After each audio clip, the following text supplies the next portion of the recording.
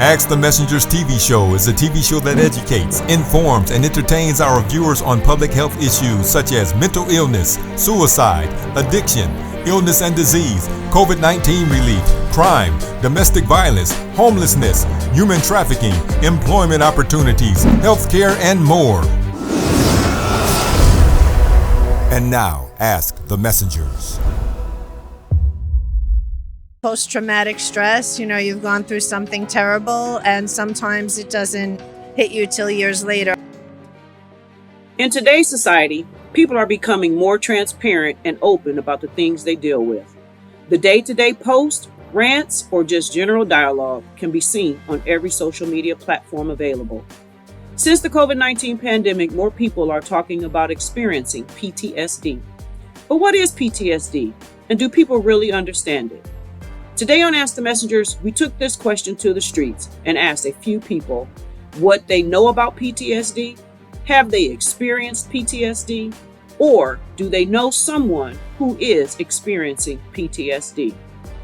We hope the information shared in this episode will help you to understand what PTSD is.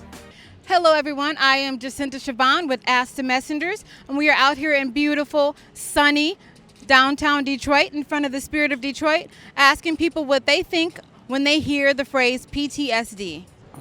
Returning military personnel. I think it has a lot runs rampant through them, and just mental illness. Young kids that's been through traumatic situations and stuff. That's about it. I've never personally had to deal with it, so that's all I got on that. Do you know somebody who deals with PTSD? Yeah, I got some family members that deal with it. My children probably deal with it, and they've been put through a lot. So, one last question: do you know some of the ways that people with PTSD that how they cope with it? Well, the one person in particular, not very well. That's by smoking marijuana. So, yeah, that's all I got on that.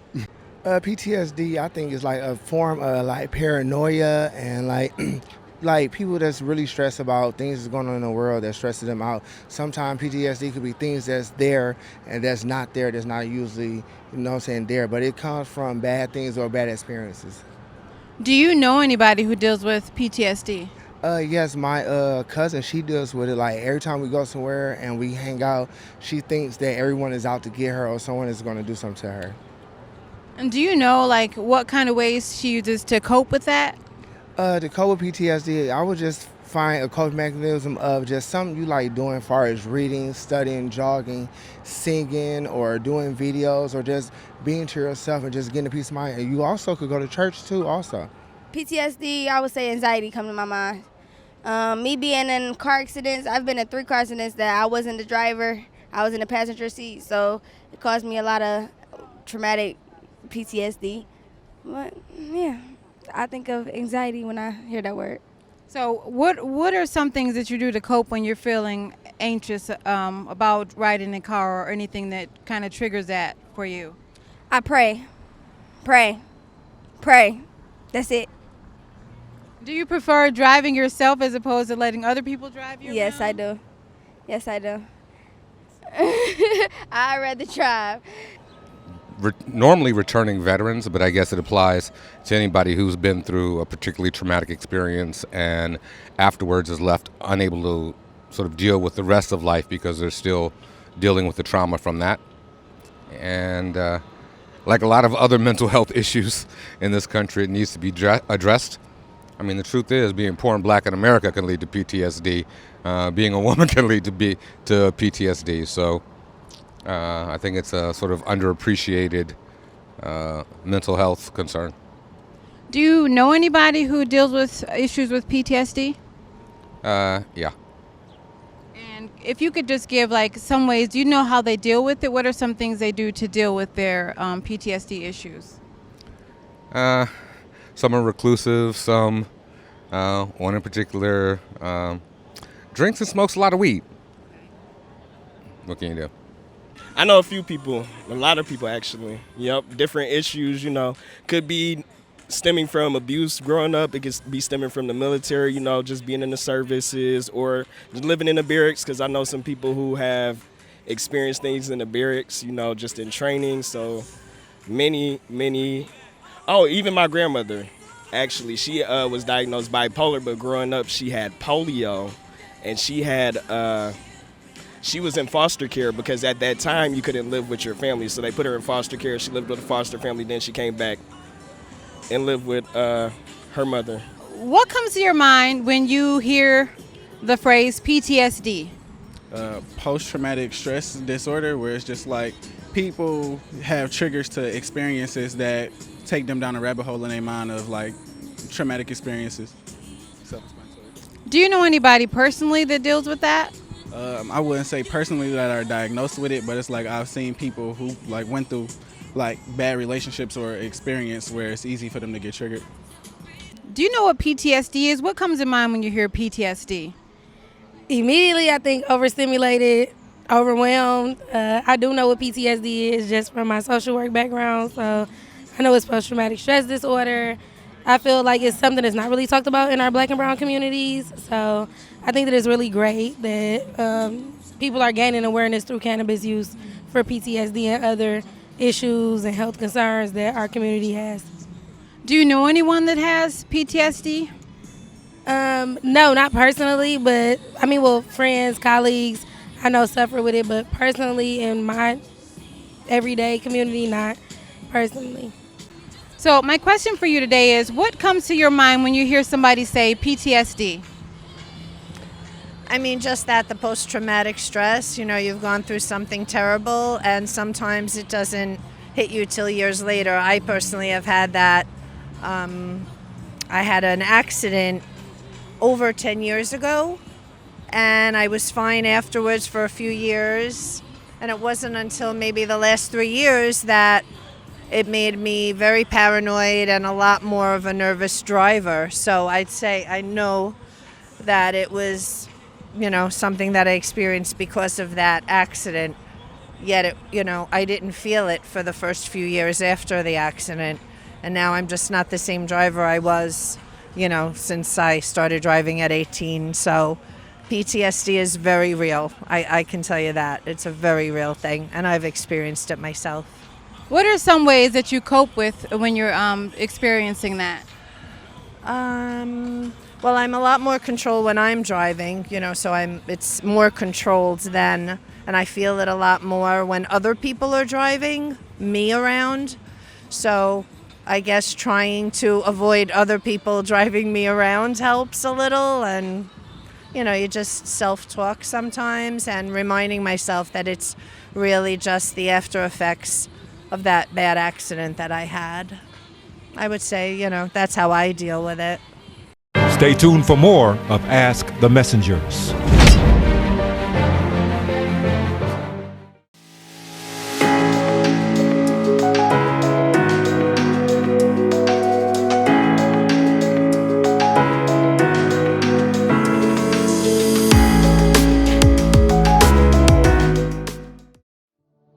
So PTSD stands for post-traumatic stress disorder, and what it really is a failure to return to normal after a traumatic event. So something happens and then people don't get back to their lives as they previously were.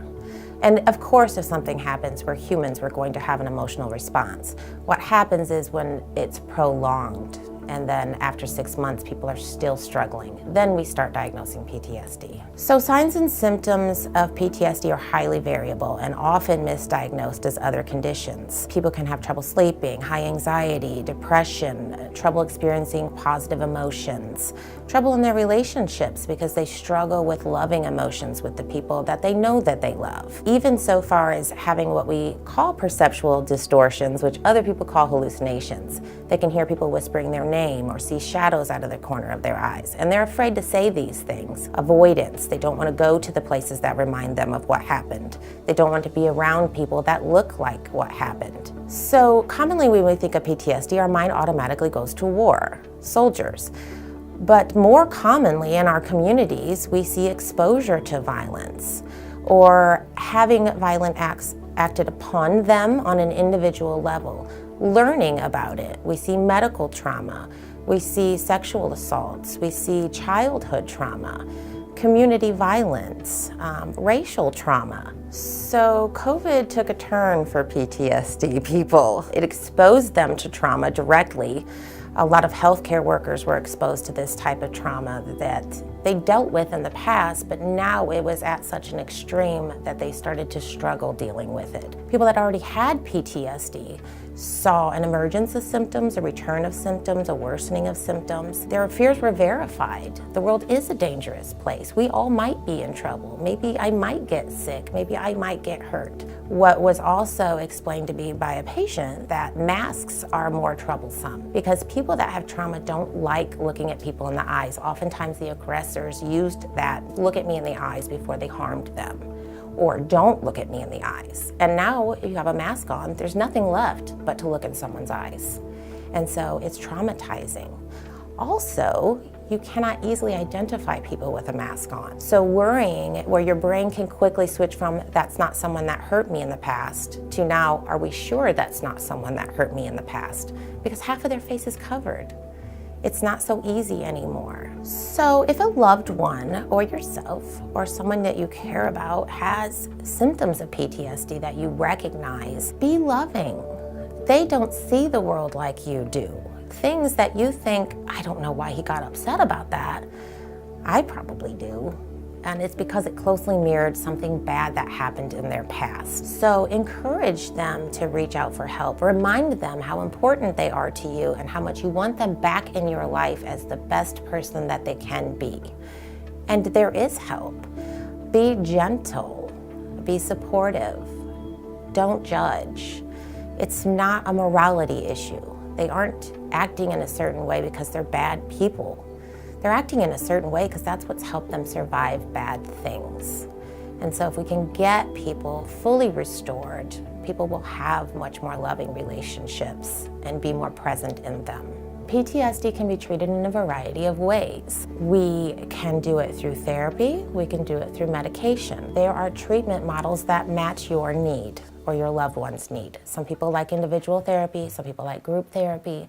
Some people don't want to talk about all the bad things that happened or even can't remember all of the bad things that happened. And they think, well, what will therapy help me with? I don't want to talk about this and I don't even remember this. There are models that match that too. If you find yourself with an inability to cope, with distancing yourself from your families, with you no longer enjoy the things that you used to enjoy. You're having trouble sleeping, you're having panic attacks, you're just not okay. It's time to reach out because we're here for you, and the sooner we fix this, the sooner you're back on your feet. This is treatable. We can help, but you need to reach out. You don't want this to last longer in your life than it needs to. The biggest takeaway concerning PTSD is to remember that it is highly individualized, highly variable, and you've done nothing wrong. So there's no need to carry this burden. It's somebody else's. Come see us. Let us help you unpack that heavy box you've been carrying along so that you can lead a happy, healthy life, because that's what's on the other side.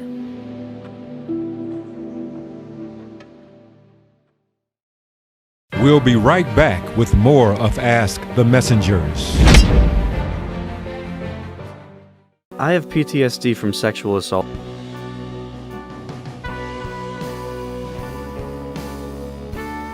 So I was diagnosed with post-traumatic stress disorder around summer 2016, which was after I finished treatment for cancer. And when you think of PTSD, normally you think of people who have been through a war, people who've lived through some sort of like big war type of thing, people who've witnessed a death. But you don't often realize that there are people like me and like you who have dealt with PTSD or are still dealing with it. And from my understanding, PTSD is basically when you have been through a trauma or a traumatic experience and your body was fighting for a while or preparing to fight, and when you're out of that experience and you're safe, your body is still preparing for that fight. And when you see something or hear something or smell something that reminds you of that experience, your body is just like ready to have that same reaction that it had during the experience. A lot of times when the memories come back, they're fragmented or they're not as they should be, and your brain is still trying to figure that out. And so that is my understanding of it. That's what I've been taught that it is, and from my limited research. So when I finished my treatment, everyone was really happy. I was happy because obviously I didn't have to do any more chemo, radiation, surgery. It was all done, and I was cancer-free. But I think what people forget is that if you've been through something that tough, you can't just snap back into normal life. Because when I was diagnosed, I was 14 years old, and when I came out of it, I was 15, going on 16 soon. And I missed such a developmental time in my life that it was really, really difficult going back to a normal life. So that whole summer when I was supposed to be like getting better, having fun, it was hard because I was dealing with that post-traumatic stress. My body was still ready for a fight, but there was no fight to fight. Well, I was actually recently diagnosed with PTSD, and that was very surprising for me. And also, it's one of those things that I think therapists had actually brought up in the past, and I had dismissed it so much out of hand that they didn't push it. But because it's hard to think like I was not in a war. I didn't fight. I didn't. It's always easy to minimize your own experiences. Everyone's different when it comes to like their PTSD reactions, which I think is why it's hard to diagnose a lot. And I think also it's hard to predict, really. It's an unpredictable disease, and it manifests in a lot of ways. But like dissociative episodes are really common. That's what happens to me. Your brain just sort of shuts off and says, nope, everything is scary, and in order to protect Sarah, like I just have to disconnect from everything. And so it does. And it's probably very disconcerting to see someone going through a dissociative episode, because I think when you see someone, you assume there's a lot going on under the surface, and most times there is, but when somebody's having a dissociative episode, there's not. And for me anyways, like it's not like I'm hiding that I'm upset. My brain has really just said, nope, you're not upset anymore. Shut it down. It's the brain going like, shut this down. I had a lot of anxiety problems, and I remember the first time that I had a PTSD moment was when I was opening my hat drawer to keep all of the hats that I wore during chemo, and just the smell of it like took me back, and I've had that emotion that I had while I was sick. It was really scary, and just certain smells like that, like the soap at the hospital, no one else smells it but me, and when I smell it, it's like I'm back there. Like my body it's like when you hear a certain song and you feel like you're back in that day, or like you find some object and you feel like you're back in that day. It's just like that, but it's not a happy feeling. It's such a anxiety-filled feeling that you just want to get out of right away. Time is a huge thing that I'm so sensitive to, and I was talking about this with my boyfriend the other day, because when I feel like I'm wasting time, that just really gets to me, because when I was sick, I had so much free time and I was like wasting so much time just resting. So anytime when I'm not doing something, I feel very anxious. If you're going through a dissociative episode, just start to figure out like what triggers them. Obviously, that's a big thing. Seeing what triggers you and avoiding them, right? Like it used to feel very sudden, where it would just be I was having a conversation and then I was gone and I couldn't engage. But it's actually not. There are lead up things, and there are sensations in your body that you will learn to recognize, and you'll say, okay, this is how I feel a minute, 30 seconds, 15 seconds, 5 seconds before it happens. You learn to identify those. Once you learn to identify them, there's a lot of different ways to try and keep yourself in your body. One is find a calm place. It's really similar to a panic attack. Another one is do something tactile. Stomp your feet, feel your hands. And if you're just standing on a train or you're somewhere public, just push really hard down on your feet, and that really helps. Be grounded. It's grounding techniques, 100%. It took me a long time to sort of find mine. It's just really strange how some things can, bother you so much that you think about it for the rest of the day, and then other things can happen and there's no problem. And that's kind of how PTSD and anxiety in general is. It's different for everyone, and it doesn't always make sense. There's not a clear answer. I wouldn't undo the past. I can't change anything about it. I'm doing my best. And yeah, I have PTSD, I have anxiety, but I'm doing the best I can. And everybody has something, and this is just my something, I guess. I didn't want to hear the PTSD diagnosis for a long time because it felt like it was my fault in a lot of ways. Like it felt like I could have avoided it, but that's not what happens, and that's not what it is. I'm not a bad person, I don't think. And you're not a bad person if you can't let go of something that happened to you. You can't force your brain to unlearn trauma. That's in your brain patterns, and that's okay. It's not going to be terrible forever. It doesn't mean that you are a victim, you're going to be a victim forever, or that you're powerless. Being a trauma victim is not the same as being powerless, and it's not the same as being a victim of your life, right? That's a thing that happened to you. That's not who you are. It's just part of how you interact with the world, and that's okay. And you are okay. Well, that concludes this week's episode of Ask the Messengers. We also invite you to follow us on Facebook, Instagram, Twitter, and to subscribe to our YouTube channel. If you would like to help support our show, please feel free to make a donation of any kind by visiting our show website, www.askthemessengers.org. If you prefer to mail donations, please make check or money order payable to Ask the Messengers TV show and send it to 18400 Schaefer Highway, Detroit, Michigan 48235.